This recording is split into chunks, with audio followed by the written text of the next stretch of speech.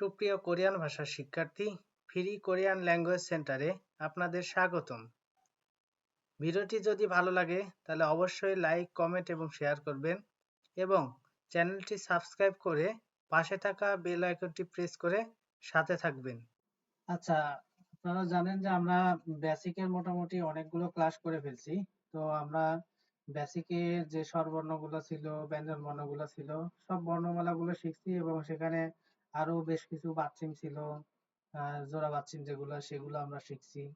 তো এগুলা শেখার পরে আমাদের একটা জিনিস অনেক সময় গিয়ে প্রয়োজন হবে, বিভিন্ন সময় বিভিন্ন জিনিসগুলো উচ্চারণ করতে গিয়ে যে জিনিসগুলো আমাদের বিশেষ করে প্রয়োজন হবে এগুলাই এমন সিস্টেমে আছে যে দেখা যাচ্ছে যে আপনাদের বিভিন্ন বইয়ে এই রুলস গুলোই 50-60টার মতো করে রুলস হিসাবে থাকে, যেগুলো আমি কখনোই আপনাদেরকে একটা একটা করে এভাবে পড়াই না।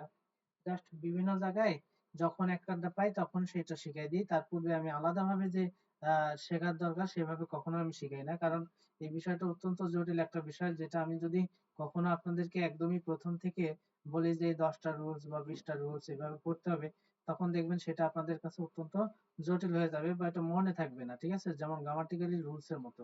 হ্যাঁ, তো বিষয় হচ্ছে যে এটা আমি আপনাদের ওইভাবে কখনোই মুখস্থ করাবো না, কিন্তু পড়তে পড়তে দেখবেন অটোমেটিক কখন কখন মুখস্থ করে ফেলছি বা আপনারা জেনে গেছেন, কিন্তু আপনারা কখনো বুঝতে পারবেন না যে এটা একটা রুলস। হ্যাঁ, আপনারা এটা বুঝতেই পারবেন না, অথচ আপনাদের দেখবেন মুখস্থ হয়ে বসে আছে। এই রুলস গুলা 50-60টা যে রুলস এগুলাকে আমি অত্যন্ত একদমই শর্ট করে ফেলছি। যেমন গত ক্লাসে কিন্তু মোটামুটি একটা ধারণা আপনাদেরকে দিয়ে দিছিলাম যে আসলে এই জিনিসগুলা এইভাবে শর্ট করা হয়েছে। এরকম বেশ অনেক জিনিস আছে যেগুলা টোটালি ধরতে গেলে 70 থেকে 80টা রুলস হয়, সেগুলো আমি অত্যন্ত শর্ট করে ফেলছি। সেইটা এই শর্ট জিনিসগুলো আমার বোঝার জন্য যে জিনিসগুলো একটু দরকার হবে সেটা আমরা আজকে আর কি দেখব। তো আমরা যে কোরিয়ান বর্ণ ছিল আমরা দেখছি যে সেখানে টোটালি বর্ণমালা ছিল হচ্ছে 40টা। তো কোরিয়ান যে 40টা বর্ণমালা আছে সেই 40টা বর্ণমালার মধ্যে দেখছি স্বরবর্ণ আছে 21টি এবং ব্যঞ্জন বর্ণ ছিল হচ্ছে 19টি। তো সেখানকার যে স্বরবর্ণ ছিল 21টি, তার মধ্যে মৌলিক ছিল এবং যৌগিক ছিল। তো মৌলিক স্বরবর্ণ ছিল 10টি, যৌগিক ছিল 11টি, সেগুলো আমরা পূর্ণাঙ্গ অপূর্ণাঙ্গ সবগুলো শিখছি। এবার আসেন আমরা যে ব্যঞ্জন বর্ণ ছিল 19টি, সেই 19টি ব্যঞ্জন বর্ণ শিখছি। সেখানে মৌলিক যৌগিক ছিল মৌলিক 14টি, যৌগিক ছিল মাত্র 5টি। তো সেগুলো সব শিখছি। তো এখন বিষয় হচ্ছে আমাদের এই যে টোটালি ব্যঞ্জন বর্ণ ছিল হচ্ছে কতটি? 19টি। এই 19টি ব্যঞ্জন বর্ণ আসলে আমরা বিভিন্ন বর্গের মধ্যে আর কি সেট করে দিব, যাতে আমাদের পরবর্তী বিভিন্ন রুলস গুলো একটু বুঝতে সুবিধা হয়ে যায়, বা আপনাদেরকে এমন সুবিধা হবে যেটা আপনারা কল্পনা করতে পারবেন না। হ্যাঁ, এই রুলস গুলো অনেকে অনেক রকম ভাবে পড়ে বা মুখস্থ করে।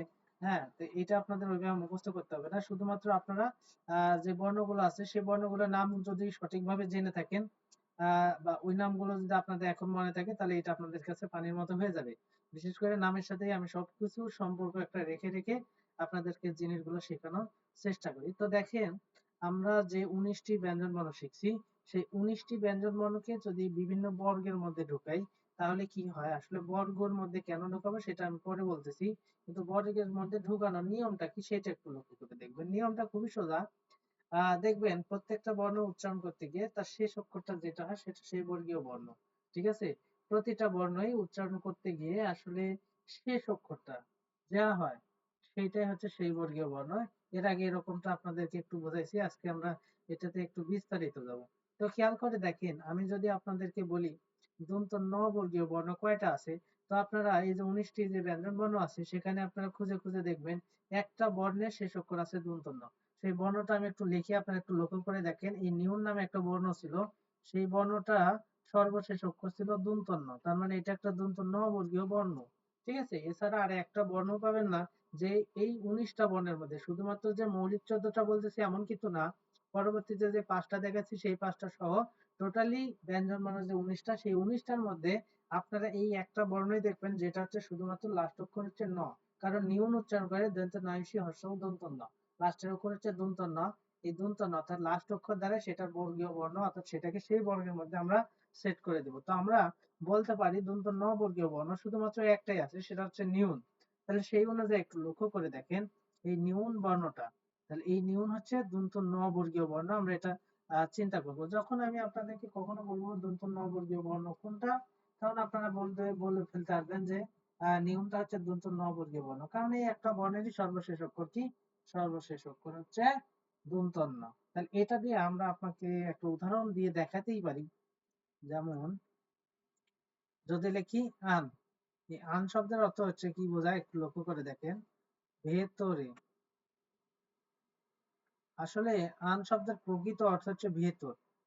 আন শব্দের প্রকৃত অর্থ কি, ভেতর। ঠিক আছে, তাহলে আন শব্দের প্রকৃত অর্থ হচ্ছে ভেতর, তবে অনেক সময় ভেতরে অর্থটাও প্রদান করে থাকে রয়ের সাথে একার দিয়ে, এরকমটা বোঝায়। তাই এটা নিয়ে প্যারার কোনো দরকার নেই, এটা নিয়ে আপনার টেনশন করবেন না। ঠিক আছে, শুধুমাত্র আপনাদের এখান থেকে জানার বিষয় হচ্ছে দন্ত ন বর্গীয় বর্ণ কোনটা। আপনার নিঃসন্দেহে বলে দিতে পারবেন যে নিয়ম ছাড়া আর দন্ত ন বর্গীয় বর্ণ আর কোনোটাই নাই। এবার আসেন, আপনাদেরকে যদি আমি বলি ম বর্গীয় বর্ণ কোনটা, ঠিক আছে, তাহলে আপনারা এই মিউ ছাড়া আর একটা বর্ণ খুঁজে পাবেন না যেটা সর্বশেষ অক্ষর ম। এই একটা বর্ণই আপনারা পাবেন, সেটাকে ম বর্গীয় বর্ণ আমরা কল্পনা করতে পারি। ঠিক আছে, তাহলে একটা হচ্ছে দন্ত ন বর্গীয় বর্ণ, একটা ম বর্গীয় বর্ণ। তবে এটার যদি আপনারা একটা উদাহরণ দিতে পারেন, তাহলে আমি বলতে পারি খামজা। খামজা, খামজা শব্দের অর্থ হচ্ছে আলু। এখন দেখেন এটার উচ্চারণ খামজা কি করে হলো। আপনারা জানেন গিয়োগ বর্ণটা প্রথমে বসলে হয় খ, কারণ আমরা পড়ছি ক খ গ, তাহলে খ হয়। তাহলে খ এর সাথে আকার খা, আর মিউ নিচে বসলে হয় ম। মিউ আসলে যেখানে বসে সেখানে ম সাউন্ড দেয়, তাহলে ম। তাহলে হলো হচ্ছে খাম। আর জিউত বর্ণটা যদি মাঝে বা শেষে বসে সেক্ষেত্রে এটা হয় বর্গীয় জ, সেখানে বর্গীয় জয়ের সাথে যদি আকার দেন সেক্ষেত্রে হবে যা। খামজায়, খামজা শব্দের অর্থ কিন্তু আলু, আমরা যে আলু খাই না, সেই আলুকে বলা হয় খামজা। এবার যদি আপনাদেরকে বলি ল বর্গীয় বর্ণ আসলে কোনটা, সেক্ষেত্রে আপনারা রিউল ছাড়া আর একটা বর্ণ খুঁজে পাবেন না যেটা সর্বশেষ অক্ষর হচ্ছে ল। তাহলে এটা আমরা বলতে পারি ল বর্গীয় বর্ণ, কারণ প্রত্যেকটা বর্ণেরই শেষ অক্ষর সেই বর্গীয় বর্ণ। তাহলে নিঃসন্দেহে আমরা এটা বলতে পারি। তাহলে এবার আসেন এটার একটা উদাহরণ যদি দিই, সেটার উদাহরণ একটু খেয়াল করেন। প্রথমে একটা বর্ণ আছে, সেটা একটা পূর্ণাঙ্গ আ, আর নিচে রিউল বসলে হয় ল। তাহলে আল, আল মানে কি, আল মানে আসলে ডিম। আল মানে কি, ডিম। আল মানে জানা, আল মানে আসলে গোল পাত্র এরকম বোঝায়। তাহলে আল মানে জানা অর্থ প্রকাশ করে, আল মানে ডিম অর্থ প্রকাশ করে। তাহলে আমরা এটা সাধারণত আসলে একটা উদাহরণ দিচ্ছি আপনাদের জন্য বুঝতে একটু সুবিধা হয়। ঠিক আছে, তবে আসলে মূল কথা হচ্ছে কোনটা কোন বর্গীয় বর্ণ সেটাই আপনাদের জানাটা মূল বিষয়। দন্ত ন বর্গীয় বর্ণ একটাই আছে, সেটা নিয়ম। ম বর্গীয় বর্ণ একটাই আছে, সেটা হচ্ছে ম। তারপরে ল বর্গীয় বর্গীয় বর্ণ কয়টা আছে, একটা আছে রিউল। এই, ঠিক আছে, এগুলা যে একদম পাই টু পাই আপনার মুখস্থ রাখতে হবে এরকমটাও কিন্তু না। ঠিক আছে, মোটামুটি একটা ধারণা থাকলেই হবে, যে আমি পরবর্তীতে যদি কোনো একটা লাইন আপনাদের পড়াইতে যাই, তখন যদি বলি যে এটা আসলে অমুক বর্গীয় বর্ণ, তখন যেন আপনারা বলতে না পারেন যে বর্গীয় জিনিসটা কি। হ্যাঁ, এটা যেন না বলতে পারেন, সেই জন্য আপনাদেরকে একটু ধারণা দিয়ে রাখতেছি। আপনারা যে হুবহু মুখস্থ করতে হবে এরকমটা না, তবে যদি মনে রাখতে পারেন যতটা মনে রাখবেন আপনাদের জন্য বেটার হবে। আমি যদি হুট করে বলি দন্ত ন বর্গীয় বর্ণ কি, আপনারা যদি বলতে পারেন এটা বেটার হবে। তাহলে আমি বারবার বলে দিব, আর বলাতে বারবার যখন বলবো দেখবেন অটোমেটিক আপনাদের মুখস্থ হয়ে গেছে, টেনশনের কারণ নিবেন না। ঠিক আছে, এবার যদি আমার আপনাদেরকে বলি যে 19 বর্গীয় বর্ণ, অর্থাৎ লাস্টে একটা ইয়ং আছে না, এই ইয়ং বর্ণটা লাস্টের দেখেন অক্ষর হচ্ছে 19।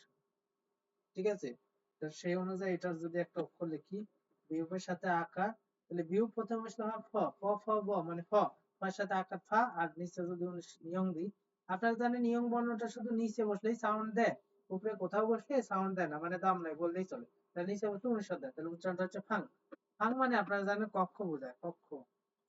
ফাং মানে হচ্ছে কক্ষ বা রুম যেটাকে বলে। ঠিক আছে, এবার আসেন আপনাদেরকে যদি আমি বলি প বর্গীয় বর্ণ কি কি, তাহলে আপনারা দেখেন প বর্গীয় বর্ণ কি কি হয় একটু লক্ষ্য করে দেখবেন। যে প বর্গীয় বর্ণ আছে হচ্ছে একটা বিয়োগ। দেখেন বিয়োগ উচ্চারণ করে লাস্ট অক্ষর কি আসে, প আসে। আরেকটা বর্ণ আমরা দেখছি ফিউব, আরেকটা বর্ণ কি দেখছি, আরেকটা বর্ণ দেখছি ফিউব। এই ফিউব বর্ণের লাস্ট অক্ষর দেন কি আসে, প আসে। তার মানে প বর্গীয় বর্ণ এই দুইটাই আছে। আর খুঁজে দেখবেন, বা আপনারা ব্যঞ্জন বর্ণে সেখানে গিয়ে দেখবেন যে লাস্ট অক্ষর কোন কোন বর্ণে কি আছে। তো আপনারা খুঁজে দেখবেন বিয়োগ বর্ণ হচ্ছে প বর্গীয় বর্ণ, আর ফিউব বর্ণটা হচ্ছে প বর্গীয় বর্ণ। তাহলে আমরা যদি সেই অনুযায়ী উদাহরণ দিই, একটা উদাহরণ দিতে পারি। বিয়োগের সাথে আকার দিলে বিয়োগ প্রথমে বলতে হয় ফ, ফয়ের সাথে আকার দিলে ফয়কার ফা। আবার বিয়োগ যদি নিচে বসে তখন হয় প, আমরা পড়ছি প ফ ব। তাহলে প্রথমে বসলে ফ, আর নিচে বসলে হয় প, তাহলে ফয়ের সাথে আকার হলে ফয়াকার, আর নিচে বিয়োগ বসলে প, ফাপ। ফয়াকারে ফা আর প, ফাপ। তাহলে ফাপ শব্দের অর্থ কি, এই ফাপ শব্দের অর্থ আসলে ভাত। হ্যাঁ, অনেকে ভাপও উচ্চারণ করে, ভাপ, ভাপ। হ্যাঁ, এরকমটা উচ্চারণ করে। আবার ফাপও উচ্চারণ করে, যেটা উচ্চারণ করে যে যেরকমটা মনে করে, ঠিক আছে। তাহলে ফাপ শব্দের অর্থ কি? ফাপ শব্দের অর্থ ভাত। আমরা যেন ভাত বলি, তো ওরা আসলে বলে ফাফ। ফাফ মানে একটা বাপু বলে এরকমটাও বোঝায়, ঠিক আছে। এটা নিয়ে কখনো টেনশন করবেন না, ঠিক আছে। এখন দেখেন পরবর্তীতে যদি আমি ভিউ দিয়ে একটা উদাহরণ দিই, তাহলে সেটা কি হয় একটু খেয়াল করেন। সেটা আ তাহলে দেখেন প্রথম একটা পূর্ণাঙ্গ আ আছে আর ফিউব নিচে বসলে হয় প। তাহলে কি হলো? আপ। আপ। এই আপ শব্দের অর্থ খুব সোজা, সামনে। সামনে। আপ মানে কি? সামনে। আমাদের সামনে কথা বলি না, সেই সামনে। আবার আরেকটা শব্দ আছে ইয়। ই অ আর নিচে যদি ফিউব দিয়ে দিই তাহলে হবে ইয়প। ইয়প মানে কি? ইয়প মানে পাশ, যেটাকে পাশে বলে, পাশে। আমাদের পাশে বলি না, সেই পাশে। তাহলে আপ মানে সামনে, ইয়প মানে পাশে। সেগুলো আমরা পরবর্তীতে দেখবো, ঠিক আছে। তাহলে আমরা বুঝলাম যে দন্ত ন বর্গীয় বর্ণ একটাই, সেটা হচ্ছে নিউন। ম বর্গীয় বর্ণ একটাই মিউন। ল বর্গীয় বর্ণ একটাই, সেটা হচ্ছে রিউল। আর 19 বর্গীয় বর্ণ একটা, সেটা হচ্ছে ইয়ং। এছাড়া প বর্গীয় বর্ণ কয়টা? সেখানে আমরা দেখলাম দুইটা, একটা হচ্ছে বিউ, একটা হচ্ছে ফিউ। এবার আসেন আমরা যদি বলি ক বর্গীয় বর্ণ, যেটা আমরা গত ক্লাসে শিখছি, আমার মনে আছে। তাহলে ক বর্গীয় বর্ণ বলতে বললে বলবেন যে গিউক একটা ক বর্গীয় বর্ণ, আবার খিউক একটা ক বর্গীয় বর্ণ, আবার সাংগিউক একটা ক বর্গীয় বর্ণ। তাহলে এই তিনটা হচ্ছে ক বর্গীয় বর্ণ। কি বর্গীয় বর্ণ? ক বর্গীয় বর্ণ, ঠিক আছে। তাহলে ক বর্গীয় বর্ণ দিয়ে আমরা একটা উদাহরণ করতেই পারি। সেটা কিভাবে দেখেন। গিউক প্রথমে বসলে হয় খ, ক খ গ, তার মানে খ হয়। খ এর সাথে আকার খা আর নিচে গিউক দিলে ক হয়। তাহলে খ আকারে খা আর ক, খাক। এই খাক শব্দের উদাহরণটা দিছিলাম, যেটার অর্থ হচ্ছে প্রত্যেক। প্রত্যেক। খাক শব্দের অর্থ কি? খাক শব্দের অর্থ হচ্ছে প্রত্যেক। এবার আসেন পরবর্তী যে আছে সেটা দিয়ে আমরা একটা উদাহরণ দেওয়ার চেষ্টা করি, দেখি সেটা। একটা হচ্ছে বিয়োগ। বিয়োগ যদি প্রথমে বসে ফ হয়, তার সাথে একটা দিলে ফ আকারে ফা। আর সাংগিয়োগ যদি নিচে বসে তাহলে ক উচ্চারণ দেয়। আসলে এই সাংগিয়োগ যেখানেই বসে ক সাউন্ড দেয়, ভালো করে লক্ষ্য করে দেখবেন যে ক সাউন্ড দেয়। তো সেই অনুযায়ী বিয়োগ প্রথমে বসলে হয় ফ, ফয়ের সাথে আকারে ফা, আর নিচে সাংগিয়োগ বসলে কি হয়? ক হয়, ফাক। এই ফাক শব্দের অর্থ বাহির। কি? বাহির, অর্থাৎ বাহিরে বলি না, সেই বাহিরে। ফাক, ঠিক আছে। ফাক শব্দের অর্থ কি? ফাক শব্দের অর্থ কিন্তু বাহির, যেটাকে বলে এই বাহির বোঝায়, ঠিক আছে। এরপরে যদি খিউক দিয়ে একটা উদাহরণ দিতে পারেন, তাহলে খিউক দিয়ে আমরা একটা উদাহরণ দিতেই পারি। আমি একটু উপরে দেখাই উদাহরণটা, সেটা আপনারা বলতে পারেন। দ্বিগুণ প্রথমে বসলে হয় থ, ত থ দ, তার মানে প্রথমে বসলে থ। তাহলে থ এর সাথে যেহেতু উ আছে, থু, থু, ঠিক আছে। তারপরে দেখেন রিউল আছে। এরপরে একটু খেয়াল করেন, তারপরে দেখবেন নিউন আছে, নিউনের সাথে ইয় আছে। এরপরে দেখবেন একটা খিউক আছে। এবার আসেন এটা উচ্চারণ গুলো করার নিয়ম। এখন আপনারা উচ্চারণ করতে পারেন থুল, থুল, নিয়ক, নিয়ক। কারণ এখানে দিব প্রথম বসলে থ, তার সাথে হচ্ছে থু, আর নিচে রিউল বসলে হয় ল, থুল, থুল। আর এখানে আছে নিউনে দন্ত ন হয়, আর এখানে আছে ইয়, নিয়, নি অ, আর ইউক নিচে বসলে খিউক নিচে বসলে হয় ক, নিয়ক, নিয়ক, থুল নিয়ক, থুল নিয়ক। কিন্তু আসলে উচ্চারণটা ভুল। আপনারা কিন্তু এটা বলতে পারেন, উচ্চারণটা হচ্ছে থুল নিয়ক। হয় সুকারে থু আর ল, থুল। প্রথম অংশের উচ্চারণ হলো থুল, পরের অংশের উচ্চারণ হলো নিয়ক। নিয়ক। আসলে এটা ভুল। আমি আপনাদেরকে একটা কথা বলছিলাম, সেটা কি, আপনারা যদি কখনো দেখেন, কি দেখেন, যদি কখনো দেখেন যে বাচ্চিমে রিউল আছে এবং উপরে গিয়ে নিউন আছে, সেক্ষেত্রে এই দুইটা মিলে লয় লয় হবে। কি হবে? লয় লয় হবে। আবার যদি কখনো দেখেন নিচে আছে নিউন, উপরে আছে রিউল, সেক্ষেত্রে হবে লয় লয়। আবার যদি দেখেন নিচেও রিউল, উপরেও রিউল, সেক্ষেত্রে হবে লয় লয়। তবে নিচেও নিউন, উপরে নিউন, সেক্ষেত্রে কিন্তু হবে না, সেক্ষেত্রে দন্ত নয় নয় হবে, ঠিক আছে। তাহলে আবার সবাই একটু লক্ষ্য করে দেখেন, আমি একটু আপনাদেরকে বলি। যদি কখনো দেখেন বাথরুমে আছে নিউন আর তারপরে উপরে গিয়ে আছে রিউল, তাহলে সেক্ষেত্রেও হবে লয়ে লয়। এরপরে যদি দেখেন এইটাই অল্টার করে আছে, নিচেই রিউল উপরে নিউন, সেক্ষেত্রেও হবে লয়ে লয়। আবার যদি দেখেন নিচেও রিউল, উপরেও রিউল, সেক্ষেত্রেও হবে লয়ে লয়। তবে ব্যতিক্রম হচ্ছে নিচেও নিউন, উপরেও নিউন, সেক্ষেত্রে কিন্তু লয় লয় হবে না, কিন্তু নয় নয় হবে। এই হচ্ছে কথা, ঠিক আছে। যেমনটা উদাহরণটা আপনাদের এখানে দেখলাম। তাহলে দ্বিগুণ প্রথমে বসলে হয় থ, সবাই বলবেন থ হবে, ঠিক আছে। থ দিলাম, তার সাথে একটা হর্ষকার আছে, তাহলে থু। নিচে আছে রিউল, উপরে আছে নিউন, তাহলে কি হবে? লয়ে লয় হবে। তার সাথে যে ই ই আছে, তার মানে থুল্লি ই হয়ে গেল থুল্লিয়। হ্যাঁ, আর নিচে যেহেতু খিউ পাবি তাহলে ক হবে থুল্লিয়, থুল্লিয়ক, থুল্লিয়ক। হ্যাঁ, এই থুল্লিয়ক শব্দের অর্থ আসলে ফসলের যে মাঠ আছে না, ফসলের মাঠ বা ফসলের জমি, ফসলের মাঠ বা ফসলের জমিকে বোঝায়। ফসলের মাঠ, মাঠ বোঝায়, ঠিক আছে? ফসলের মাঠ বোঝাবি বা ফসলের জমি বোঝায় এটা দ্বারা। তাহলে আমরা এখান থেকে কিন্তু একটা রুল শিখলাম, সেটা হচ্ছে বাথরুমে নিয়ন আছে তারপরে রিউল, অথবা এটাই উল্টা করে বাথরুমে রিউল উপরে গিয়েই নিয়ন, অথবা নিচেও রিউল উপরেও রিউল। সেক্ষেত্রে সব ক্ষেত্রে লয়ে লয়ে হবে। এটাই হচ্ছে কথা, কি সহজ একটা জিনিস, ঠিক আছে? বাথরুমে রিউল উপরে নিউন, বাথরুমেই নিউন উপরেই রিউল, অথবা দুই জায়গাতেই রিউল। খুব মজার একটা বিষয়, মনের মধ্যে একটা মজা নিয়ে পড়বেন। হ্যাঁ, সবসময় টেনশন করবেন না যে এটা কেমন জানি লাগতেছে। হ্যাঁ, কেমন জানি লাগলে তো আমি আছি, টেনশনের কারণে। তবে মজা নিয়ে পড়বেন, যে কি একটা মজা, নিচেও নিউন উপরে রিউল হয়ে গেল লয় লয়। কেমন একটা বিষয় না, চমৎকার একটা বিষয় মনে হচ্ছে। আবার নিচেও রিউল উপরেই নিউন, মানে বিষয়টা ঘুরে গেল, কেমন একটা মজার বিষয়, যে নিচে নিউন উপরে রিউল লয় লয় হলো। ঠিক আছে, একটা মজা পাইলাম। কিন্তু পরবর্তীতে এটা আবার উল্টে গেল, নিচেই রিউল উপরে নিউন, তাও আবার লয় লয় হলো, এটা আরেকটা মজা। আর আরেকটা কি, নিচেও রিউল উপরে রিউল, এটাও লয় লয়। ঠিক আছে, কিন্তু সবচাইতে বড় মজার বিষয়, নিচে নিউন উপরে নিউন, সেক্ষেত্রে কিন্তু আবার পার্থক্য হয়ে গেল, কিন্তু নয় নয় হয়ে গেল। এই তো, এরকম একটু মজা নিয়ে বলবেন, দেখবেন বিষয়টা সহজ হয়ে যাবে। তাহলে আসেন আমরা দেখলাম যে এখানে কি হলো, এখানে মোটামুটি আমরা যা শিখলাম সেটা হচ্ছে ক বর্গীয় বর্ণ পর্যন্ত শিখলাম। তো আসলে বিষয়টা হচ্ছে ক বর্গীয় বর্ণ শিখলাম, এখন আমরা ত বর্গীয় বর্ণটা শিখবো, যেটা খুবই গুরুত্বপূর্ণ হিসেবে আপনাদের কাজ করবে, সবচেয়ে বেশি গুরুত্বপূর্ণ হিসেবে কাজ করবে ত বর্গীয় বর্ণ। এটা আমি আলাদা পেজে এই জন্য দেখালাম।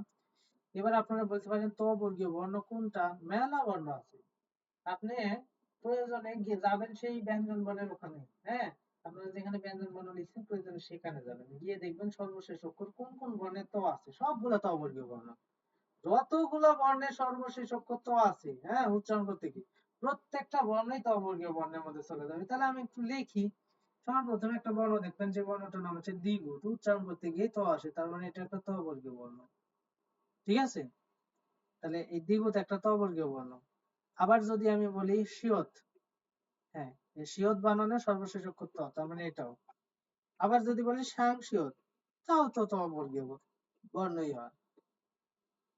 এরপরে যদি বলি জিউত, এটাও তো ত বর্গীয় বর্ণ। ঠিক আছে, ত বর্গীয় বর্ণ। এরপরে যদি বলি সিউত, তাও তো ত বর্গীয় বর্ণই হয়। এরপরে যদি আপনাদের বলি থিউত, তাও ত বর্গীয় বর্ণ। এরপরে যদি আপনাদের বলি হিউত, তাও ত বর্গীয় বর্ণ।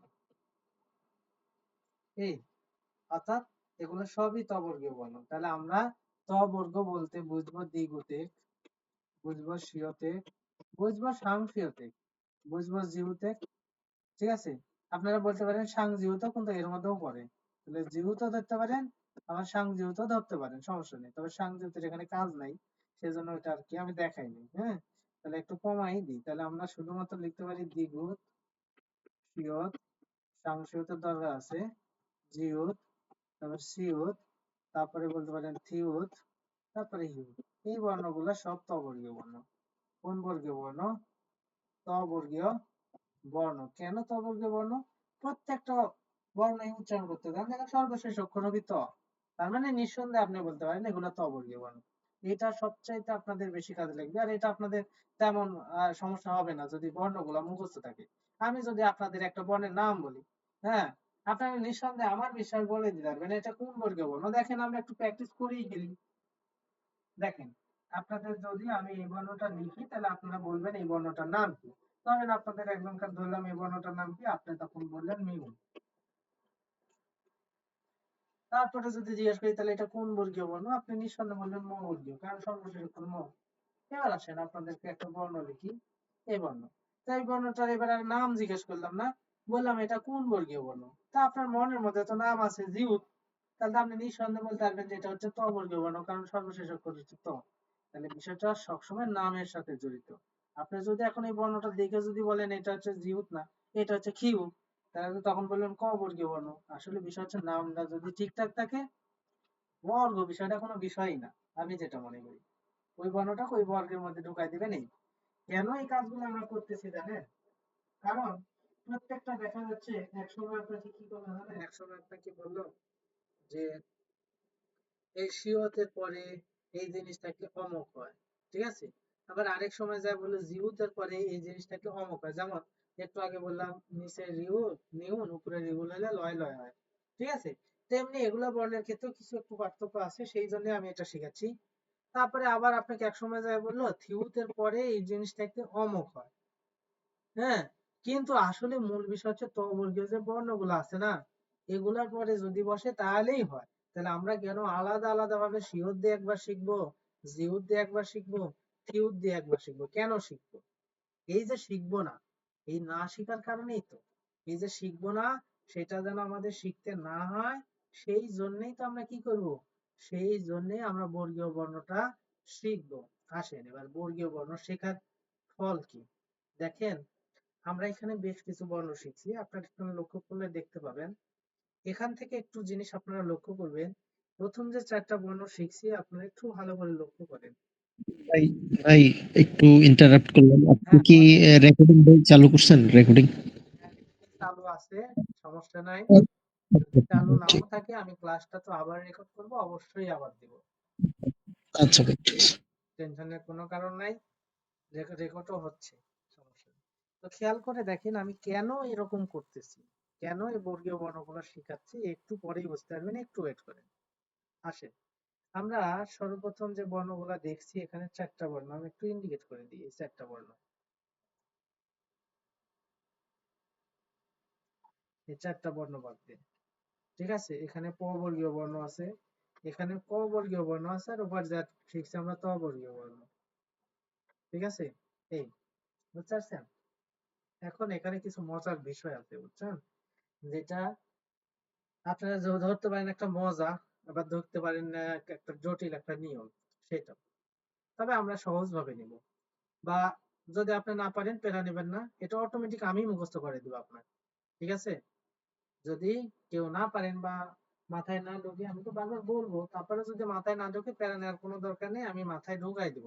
কিভাবে ঢুকাই দেওয়ার দরকার সেটা আমার দায়িত্ব, ঠিক আছে? তাহলে আপনারা শুধু মনে রাখবেন এই দন্ত ন বর্গীয় বর্ণ, ম বর্গীয় বর্ণ, ল বর্গীয় বর্ণ আর ইউনিশের, এক কথায় বলতে পারি নিউন, নিয়ম, রিউল আর ইয়ং। এই চারটা বর্ণ আছে না, এই চারটা বর্ণ ব্যতীত অন্য, যেমন ক বর্গীয় বর্ণ বলতে পারেন, ক বর্গীয় বর্ণ বলতে পারেন, ত বর্গীয় বর্ণ বলতে পারেন। এই বর্ণগুলোর পরে যদি দ্বিগুণ আকার থাকে, কি থাকে? এই দ্বিগুণ আকার থাকে, ঠিক আছে? তাহলে সেক্ষেত্রে উচ্চারণে একটু পার্থক্য হয়। আমরা আজকে সেটাই শিখবো, যে উচ্চারণে কি পার্থক্যটা হয়, সেটাই আর কি আমরা দেখবো, ঠিক আছে? এটা হয়তো বা আপনাদের এখনো পর্যন্ত আপনারা ক্লিয়ার হতে পারেনি, তবে আমরা ভাব যদি শিখি সেক্ষেত্রে আপনারা এটা পাবেন। সেক্ষেত্রে আপনাদের একটু মনে করেন যে সহায়তা হবে। যেমন আমি আপনাদেরকে একটা উদাহরণ যদি দিই, একটা উদাহরণ আমি দিলাম, ধরেন এই দ্বিগুণ আছে তার সাথে অ আছে, তাহলে সেই অনুযায়ী আপনারা কি লিখবেন? আপনারা নিঃসন্দেহে বলবেন এটা থ। যেহেতু অ চিহ্ন আছে তার মানে এটা কোনো কার চিহ্ন আনবে না, থ।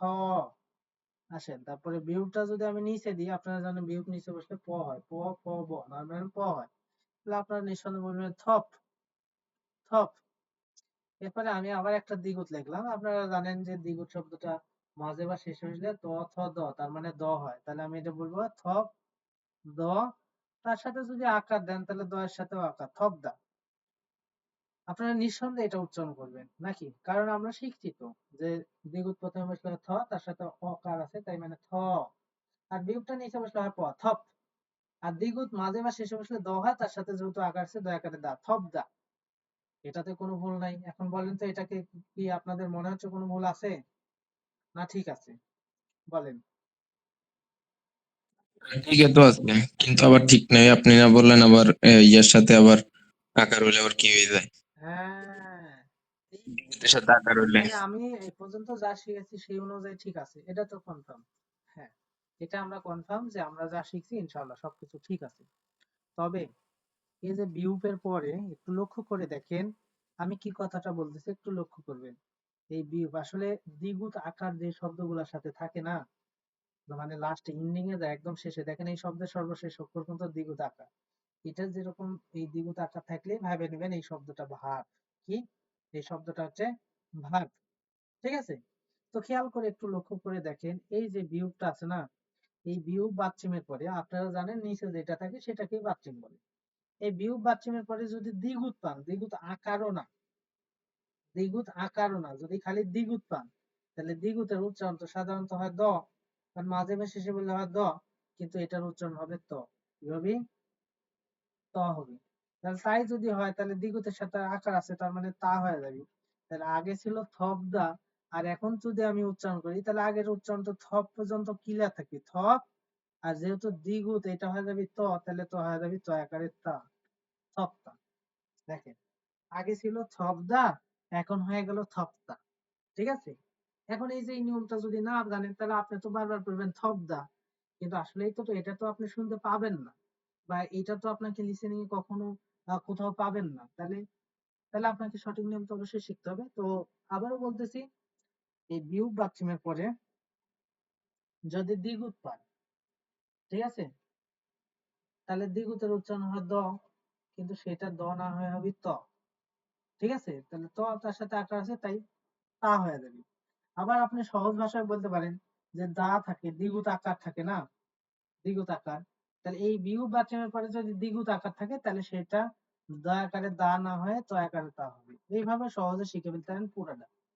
বিয়োগ বাচ্চামের পরে যদি দ্বিগুণ পান, দ্বিগুণ আকার, তাহলে সেটা দা না হয়ে হয়ে যাবে তা, বাকিগুলা ঠিকঠাক থাকবে। আবার যদি আপনাদেরকে এরকম কথাটা আমি বলি, ঠিক আছে, এই কথাটাই যদি আমি আপনাদেরকে বলি, দেখেন,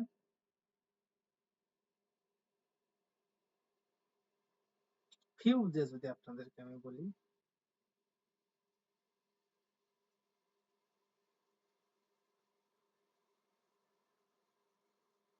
আবার কিন্তু সেই সেম, প্রথম বর্ণটা আছে থ, হ্যাঁ, দ্বিগুণ প্রথম বসলো হয় থ, আপনারা কিন্তু এটা জানেন।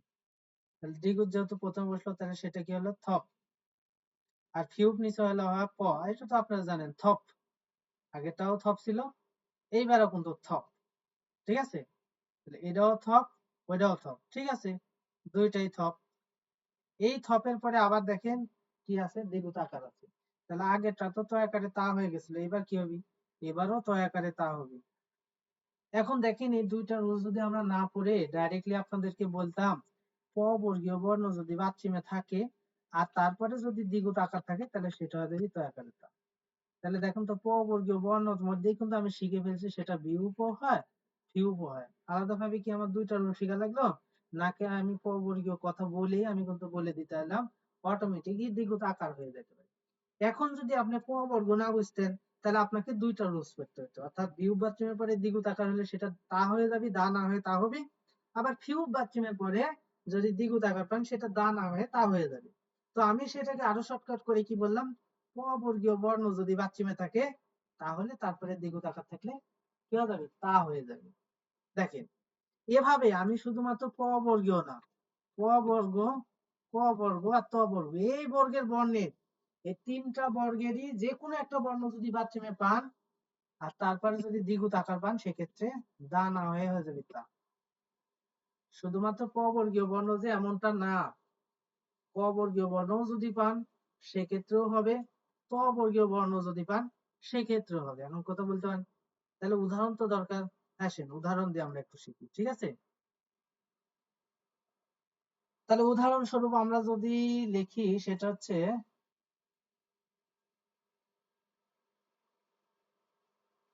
আসেন একটা সহজ উদাহরণ দিয়ে ফটা কিভাবে ইয়া ফ এটা কিভাবে? ফ এর পরে যে ফ মাঝখানেরটা আর কি ওটা?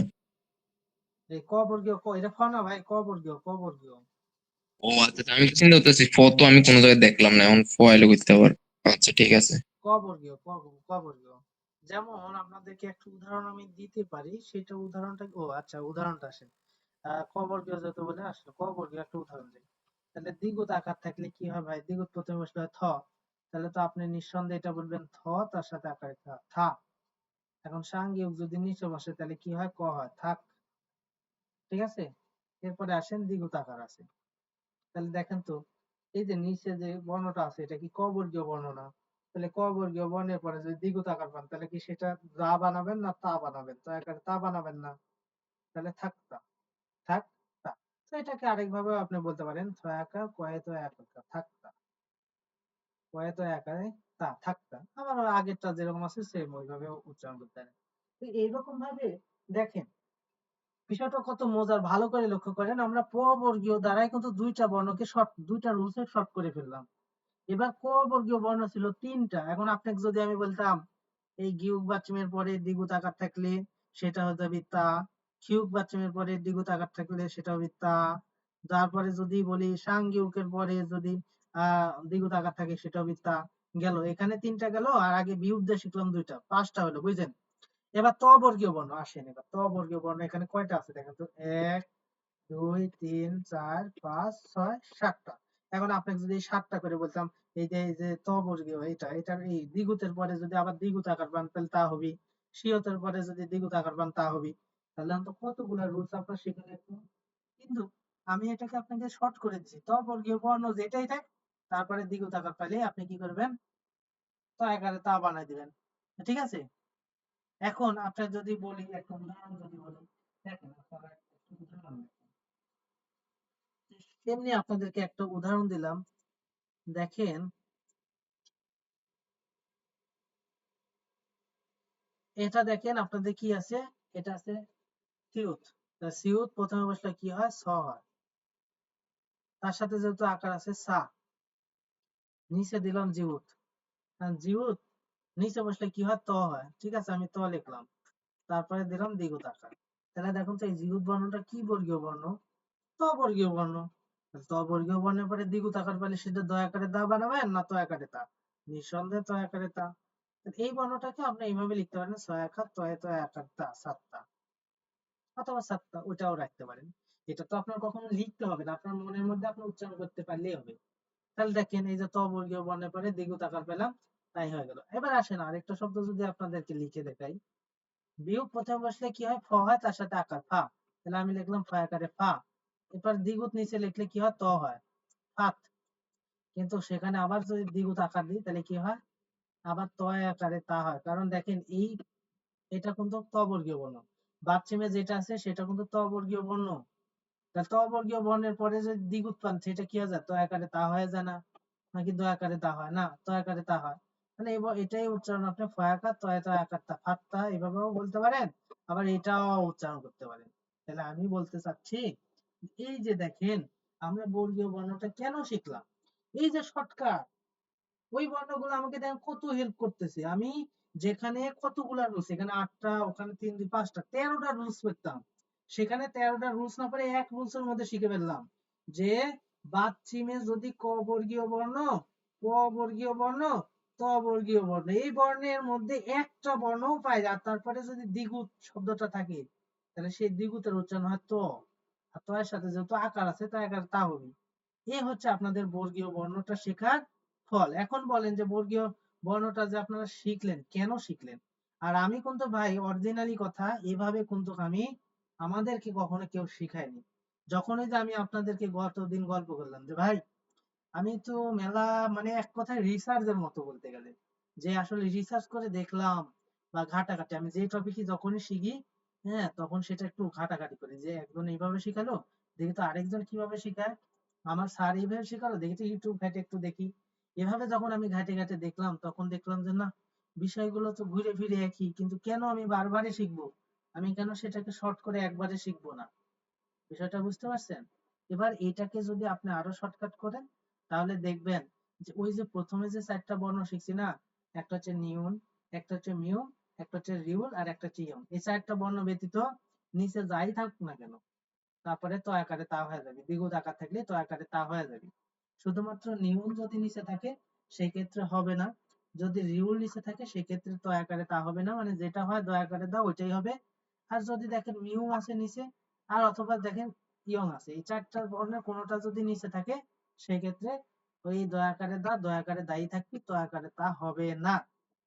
এটাও একটা রুলস মনে রাখতে পারেন। আবার যদি মনে রাখেন ক বর্গীয় বর্ণ, প বর্গীয় বর্ণ আর ত বর্গীয় বর্ণ, এই তিনটা বর্গীয় বর্ণের পরে দ্বিগুণ আকার থাকলে সেটা দয়া আকারে দা না হয়, তো আকারে তা হবে। এই হচ্ছে আপনাদের এই বর্গীয় বর্ণ শেখার একটা ফল। শুধুমাত্র এই ফলই নাই, এরপরেও আমাদের অনেক ক্ষেত্রে এটা হচ্ছে কিছু গুরুত্বপূর্ণ ভূমিকা কি পালন করবে, আমাদের বেশ সহায়তা প্রদান করবে। এজন্য আমি আপনাদেরকে এই বর্গীয় বর্ণটা এভাবে শিখাইলাম। এটা কিন্তু অন্যান্য কোনো স্যার বেসিকের মধ্যে ওইভাবে শেখায় না। এটা এরকম ভাবে একটা ক্লাস কখনোই দিবে না। হ্যাঁ, এখন বলেন যে এই যে বর্গীয় বর্ণগুলা শিখলেন, আপনাদের সমস্যা আছে কিনা? না ভাই, সমস্যা নেই। ঠিক আছে, এটা যেহেতু সমস্যা নাই, এটা কিন্তু আপনাদের একটা গুরুত্বপূর্ণ ক্লাস বলতে পারেন, এটাও একটা গুরুত্বপূর্ণ ক্লাস। ঠিক আছে, পরে এরপরে একটা জিনিস খেয়াল করবেন, দুইটা কথা আপনাদেরকে বলবো। সেটা কোন দুইটা কথা বলবো? সেটা হচ্ছে, যদি ইয়ং উপরে বসলে কোনো দাম নাই, হিউথ নিচে বসলে কোনো দাম নাই। এই ইয়ং শূন্যের মতো যেটা, এটা উপরে বসলে কোনো দাম নাই, হিউথ নিচে বসলে কোনো দাম নাই। ঠিক আছে, নিচে বসলে কি নাই, কোন রকম দাম নাই। জাস্ট এটুকু আপনারা মনে রাখবেন, আর কিছু মনে রাখার দরকার নেই। ঠিক আছে, মনে যদি নাও থাকে তাও কোনো প্রয়োজন নাই, মনে রাখারও দরকার এটা কোন কোন সময়ের জন্য এটা, মানে ইউথ নাকি সব সময়ের জন্য সব নিচে বসলে সময়ের দাম জন্য, থাকবে? সব সময়ের জন্য ইয়ংটা উপরে বসলে দাম নাই, আর হিউজটা নিচে বসলে দাম নাই। কেমন ভাবে দাম নাই বলতে কি বোঝাচ্ছি, সেটা তো আমরা উদাহরণ না দিলে ক্লিয়ার হব না, সেটার জন্য তো আমি উদাহরণ অবশ্যই দিব। ঠিক আছে, এই জন্য আমি বলতেছি ইয়ং শব্দটা উপরে বসলে কোনো দাম নাই, ইউথ যদি নিচে বসে কোনো দাম নাই। কেমন ভাবে দাম নাই আমরা একটু দেখব। তবে এই ইউথ বর্ণটা দাম না থাকলে কি হবে ভাই? হ্যাঁ, দাম না থাকলেও কিন্তু এর দরকার আছে। ঠিক আছে, কেমন দরকার? দাম না থাকলে এ কিন্তু অন্যজনকে হেল্প করতে পারে ভাই, এর দাম না থাকলেও। এর নিজের শক্তি না থাকলেও, যে নিজের উচ্চারণ করা বা নিজে একটা প্রকাশ পাওয়ার শক্তি না থাকলে অন্যকে হেল্প করতে পারে, অন্যকে সাহায্য করতে পারে। ঠিক আছে, কেমন ভাবে সাহায্য করতে পারে সেটা আমরা দেখবো। তবে আপনাদের মনে রাখার বিষয়, ইয়ং বর্ণটা উপরে বসলে দাম নাই, আর হিউজ বর্ণটা নিচে বসলে দাম নাই। তো আমরা এটা একটু দেখবো যে আসলে কেমন বিষয়টা, দাম নাই মানে কেমন বোঝাচ্ছে। ঠিক আছে, তো খেয়াল করে দেখেন, আমরা যদি একটা শব্দ লিখি, এই যে ইয়ং লিখলাম, তারপরে একটা লিখলাম, তাহলে এখন দেখেন তো খেয়াল করে, এই ইয়ং এর যে অরিজিনালি উচ্চারণ, সেটা কি আমরা করতেছি, নাকি এই যে পাশে থাকা বর্ণটার উচ্চারণটা আমরা করতেছি? আমরা কিন্তু এটা লিখবো কিন্তু ইয়ং এর যে উচ্চারণটা, ইয়ং বসলে কি হয়, 19 স্বর হয়। ঠিক আছে, কিন্তু সেটা কি হলো? হলো না। আর নিচে যখন নিয়ন দিয়ে দেবো তখন উচ্চারণ হবে আন। তাহলে এই যে ইয়ংটা যে উপরে বসলো, এর কি কোনো দাম আর থাকলো? থাকলো না। তবে দাম না থাকলেও কিন্তু ও যদি এর সাথে না বসে তাহলে সেটা পূর্ণাঙ্গ হবে না। ঠিক আছে, দাম নাই ঠিক আছে, কিন্তু সে অন্যকে হেল্প করতে পারে। কিন্তু এইটাই যদি আমি নিচে বসাই, বিয়োগ প্রথমে বসলে হয় ফ, তার ফ, ফ এর সাথে আকার আছে ফা, আর নিচে যদি আমি ইয়ংটা দিয়ে দিই, তখন কিন্তু সেটা 19 স্বর হয়ে যাবে, ফাং। তাই তো বললাম যে ইয়ং বর্ণটা যদি নিচে বসে দাম আছে, কিন্তু উপরে বসলে তো দাম নাই। উপরে বসলে কি দাম নাই। ঠিক আছে, তবে হেল্প করতে কিন্তু পারে, সেটা কিন্তু আমি বলছি। আবার হিউজ বর্ণটা খেয়াল করে দেখেন, নিচে বসলে দাম নাই, কিন্তু উপরে বসলে আবার দাম আছে। আমি তো দামের কথা বলিনি, কোথায় কোথায় বসলে দাম নাই সেটা যদি আমি ফাইন্ড আউট করতে পারি, তাহলে তো বাকিটা এমনি পারবো। ইয়ং বর্ণটা উপরে বসলে দাম নাই, তাহলে তার মানে বোঝাচ্ছে কি নিচে বসলে দাম আছে। আবার হিউজ বর্ণটা নিচে বসলে দাম নাই, তার মানে কি বোঝাচ্ছে উপরে বসলে দাম আছে। সেটা বলার তো দরকার নাই। আসেন এখন আমরা উদাহরণটা একটু শিখি। ওই ইয়রটা মনে হয় আপনার দোটারে তা বানাইতে যে ওইটাই মানে হ্যাঁ কাজটা করে নাকি? হ্যাঁ, না, তার মধ্যে পার্থক্য আছে একটু। হ্যাঁ, আবার না বললাম, কারণ পরিবর্তন করে, কিন্তু আপনি যেটা বলছেন সেটা না। এই পরিবর্তনটা আমরা দেখব, এটা একটা মজার বিষয়। ঠিক আছে, আপনি খেয়াল করে দেখেন, আপনারা নিউনের সাথে যখন অকার থাকি তখন তো আপনারা জানেন সেটার কোনো কার চিহ্ন আসে না, তাহলে দন্ত নয়ই আমি রাখলাম। ঠিক আছে, রাখলাম। এবার এটার নিচে আমি হিউজ নামের একটা বর্ণ যেটা আছে সেটা লিখলাম। তাহলে আমাদের হিসাব মতে এটার উচ্চারণ হচ্ছিল ত, হিউজ নিচে বসলে ত হয়, তাহলে নথ। ঠিক আছে। এরপরে কি আছে, দ্বিগুণ। ঠিক আছে, আমি যদি দ্বিগুণ আকার দিই তাহলে সেই অনুযায়ী আপনি কিন্তু বলতে পারেন নট দা, এটাও বলতে পারেন। আবার এটা বলতে পারেন যেহেতু হিউজ তো অবর্গীয় বর্ণ, তাহলে তো আমরা এটা বলতে পারি নট তা, নট তা, কারণ তো অবর্গীয় বর্ণের পরে যদি আবার এই দ্বিগুণ কথাটা পাই তাহলে সেটা দয়া করে দা না হয় তো আকারে তা হয়, কথা ঠিক। তাহলে নট তা, এটা উচ্চারণ আপনি করতে পারেন, কারণ হিউজের জন্য ও পরিবর্তন হয়। কিন্তু আমি একটা কথা কি বললাম, এত দামে নাই, একটা তো তো হ্যাঁ, মাঝখানে কাটা যাবো। এর তো কোনো দাম নাই, তাহলে আমি কেন এই তো বানাইলাম, না তাহলে তো হলো না। তাহলে দেখেন এটা সঠিক নিয়মটা কি, এই হিউজ বর্ণের পরে একটু লক্ষ্য করে দেখবেন, হিউজ যে বর্ণটা আছে না, এই বর্ণটার পরে যদি এই দ্বিগুণ বর্ণটা থাকে তখন এই দ্বিগুণ বর্ণটা কি হয় জানেন, এটা হয় থিউত হয়ে যায়। অর্থাৎ আমি যদি বাংলা ভাষায় বলি সেটা হয়ে যায় থ, সেটা কিন্তু তখন আর ত থাকে না, এই হিউতের ক্ষেত্রে শুধুমাত্র ব্যতিক্রম। বাকি আপনি ত বর্গীয় বর্ণ যেটাই লাগান ওই যে ত হয় তো আকারে তা হয় সেটাই হবে, তবে এই হিউজ বর্ণটার ক্ষেত্রে হবে ব্যতিক্রম। কেন, ওই যে বলছি এর নিচে বসে কিন্তু দাম নাই, কিন্তু বাকি বর্ণ ত বর্গীয় বর্ণ বলেন ক বর্গীয় বর্ণ সেটা নিচে বসে কিন্তু নিজে উচ্চারণ হচ্ছে এবং পাশের দ্বিগুণ আকারে ত আকারে তা বানাই দিছে, নিজে কিন্তু উচ্চারণ হয়েছে। আর এটার ক্ষেত্রে কি হবে, এ নিজে উচ্চারণ হতে পারবে না, বুঝছেন, এ নিজে উচ্চারণ হতে পারবে না, মানে আমি বিষয়টা বুঝাতে চাইছি হিউ এবং প্লাস দ্বিগুণ এই দুইটা মিক্সার হয়ে যাবে, মানে একদম মিক্সার হয়ে গিয়ে সেটা হয়ে যাবে থিউট, আর থিউটের উচ্চারণ তো হয় থ। আর ওগুলার ক্ষেত্রে কিন্তু দুইটা মিক্সার হবে না, ও নিজে উচ্চারণ হবে এবং অন্যকে হেল্প করবে। আর এখানে নিজে উচ্চারণ না হয়ে ওর সাথে তাই মিশে গিয়ে মনে করেন যে পরিবর্তন করে দিচ্ছে, অন্যরকম এক পরিবর্তন।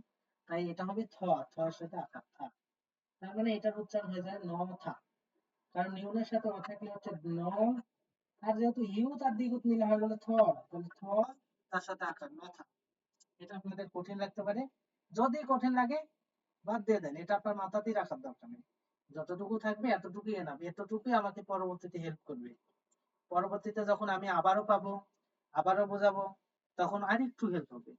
তাও না বুঝলেন, পরবর্তীতে আবার পাবো, আবার বোঝাবো, এভাবে বোঝাতে বোঝাতে অটোমেটিক আপনার মুখস্থ হয়ে যাবে। এইরকম না যে আমার এখনই মুখস্থ করা লাগবে, এখন যদি আপনাদের 100%-এর মধ্যে 10%ও থাকি এটুকুই আমার জন্য অনেক লাভ, আপনার জন্য না হলে আমার জন্য লাভ। কারণ কি জানেন, এই জিনিসগুলোতে একবারে মাথায় ঢোকার মতো জিনিস না, ঠিক আছে, এত তাড়াতাড়ি ঢোকার মতো জিনিস না। তাহলে আমি শুধুমাত্র আপনাদেরকে বোঝাইতে যাচ্ছি ইয়ং বর্ণটা উপরে বসলে দাম নাই, আর হিউজ বর্ণটা নিচে বসলে দাম নাই। কেন দাম নাই, কারণ সে নিজে উচ্চারণ হতে পারে না, সেই জন্য দাম নাই। ঠিক আছে, তবে দাম নাই বলতে যে একেবারেই নাই তেমন কিন্তু না। তাহলে এই বিষয়টা আপনারা মনে না রাখলেও হবে, আপনাদের মনে রাখার বিষয় হচ্ছে ক বর্গীয় বর্ণ, ক বর্গীয় বর্ণ এবং ত বর্গীয় বর্ণ। এই তিনটা বর্গীয় বর্ণের পরে, অর্থাৎ এই তিনটা বর্গীয় বর্ণের যে কোনো একটা বর্ণ যদি বাচ্চিমে থাকে আর উপরে গিয়ে, অর্থাৎ উপরে গিয়ে যদি দ্বিগুণ থাকে, তাহলে সেই দ্বিগুণটা দহ না হয়ে, অর্থাৎ দ্বিগুণ আকার যদি থাকে তাহলে দয়াকারে তা না হয়ে ত আকারে তা হবে, এইটা খালি মনে রাখলেই এনাফ। আর বাকিটা যতটুকু মাথায় আছে ওইটুকুই এনাফ। তাহলে আপনাদেরকে আজকে আমি শুধুমাত্র বর্গীয় বর্ণগুলা আসলে শিখলাম, সেগুলা কেন শিখলাম এবং সেগুলো প্রয়োগগুলা কেমন ভাবে হবে সেটা। আসলে বিষয়টা খেয়াল করে দেখেন, আমরা আজকে কয়টা রুল শিখলাম সেটা কল্পনাও করতে পারবেন না। আজকে আমরা মোটামুটি 16-17টার মতো রুল শিখে ফেলছি, 16-17টার মতো রুলস অলরেডি কিন্তু আমরা শিখে ফেলছি। আমি কিন্তু আপনাদেরকে দেখাইছি যে এইটা দ্বারা একটা রুলস, এটা দ্বারা একটা রুলস, এটা দ্বারা একটা রুলস। ঠিক আছে, আবার এই দেখেন আমরা রুল শিখলাম, রিউলের পরে নিউন থাকলে লয় লয়, এটা একটা রুলস। আলাদা আলাদা কিন্তু একসাথে না, আমি তিনটাকে এক জায়গায় করছি। নিউনের পরে রিউল থাকলে লয় লয়, রিউল এর পরে রিউল থাকলে লয় লয়, নিউনের পরে নিউন থাকলে দন্ত নয় নয়, এখানে চারটা রুলস, চারটায় শিখালাম। তবে একটার সাথে একটা সুন্দর করে দেখে দেখে শিখালাম, অনেকটা মনে থাকবে। আবার পাবো, আবার শেখাবো, তাহলে এখানে গেল চারটা রুলস। আর আমরা ওখানে শিখলাম 8+13টা, 13 আর 5-18। আবার শিখলাম কি, যে ইয়নের রুলসটা শিখলাম, ইয়নটা নিচে বসলে কোনো নিচে বসলে দাম আছে, এটা একটা রুল শিখালাম। উপরে বসলে দাম নাই, সেটা একটা শিখালাম, দুইটা গেল। ইউতের নিচে বসলে দাম নাইকো, উপরে বসলে দাম আছে, দুইটা গেল, তাহলে চারটা। তাহলে এদিকে 4টা 4টা আর ওদিকে 13টা, 13 আর 4 কয়টা, 8টা, কত হয়? 21টা রুলস শিখে ফেলছি অলরেডি। কিন্তু আপনারা কিন্তু বুঝতে পারেননি যে আসলে আমরা 21টা রুলস যদি আমি আলাদা আলাদা ভাবে আপনাদের দিতাম, আরো কি অবস্থা হতো সেটা কল্পনা করেন। এই আলাদা আলাদা ভাবে যদি দিতাম সেটা কি হতো সেটা। আর তারপরেও তো আমি বলিনি যে আপনারা মুখস্থ রাখেন, আপনারা মনে রাখেন, ভুলে যান। আপনারা যা শিখছেন সব ভুলে যান, কোনো সমস্যা নেই। এমনি পরবর্তীতে আবার দেখবেন অটোমেটিক আপনাদের আয়ত্তে থেকে যাবে। আমি যখন বারবার বলবো একটা টপিকই আবার পাবো, তখন আলোচনা করবে এবং বলবো "ও দেখেন আমি আগে আলোচনা করছিলাম এরকম এরকম", তখন দেখবেন সেটা মনে থাকবে। ঠিক আছে? তো যেটা কঠিন লাগতেছে সেটা নিয়ে টেনশন করবেন না, আমি কিন্তু প্রথম থেকে আপনাদেরকে এরকম ভাবেই বলে থাকি। আজকের মতো এ পর্যন্তই। তবে ভিডিওটি যদি আপনাদের ভালো লাগে, লাইক, কমেন্ট, শেয়ার করবেন এবং চ্যানেলটি সাবস্ক্রাইব করে পাশে থাকা বেল আইকনটি অবশ্যই প্রেস করবেন।